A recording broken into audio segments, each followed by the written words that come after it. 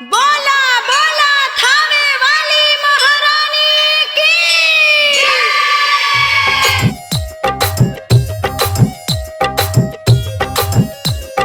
Music by Mohan Raja.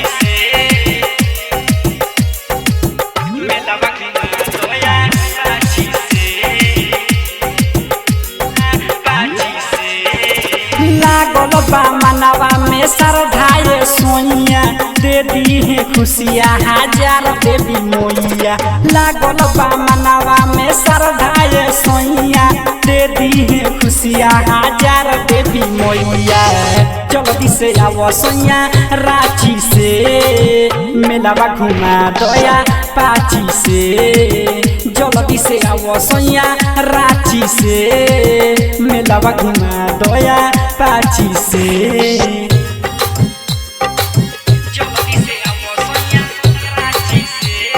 Mix by Chandan Pandey.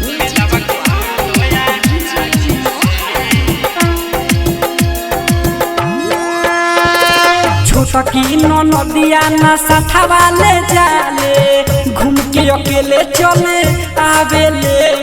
मैया के सुनर सुनर मूर्ति बनल बाटे बाटावेले। छोटकी नदिया ना साथवा ले जाले घूम के अकेले चले आवेले। मैया के सुनर सुनर मूर्ति बनल बाटे बाटावेले। काला समवनी सोइया काशी से मेलावा घुमा दया पाची से। जल्दी से आवो सोइया रांची से मेलावा घुमा दया पाची से।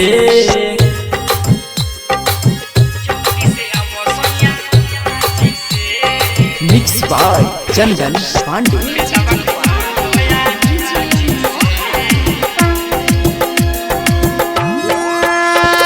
सासे ससुर नहीं माने ले बतिया कोहेले जई बुबू लाई हो। मेलावा घूमे के बड़ा मन करे सोइया यही से अजित बो लाई हो।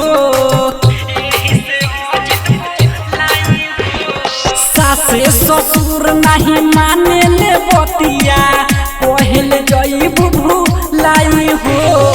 मेलावा घूमे के बड़ा मन करे सोइया यही से पवन बो लाई हो।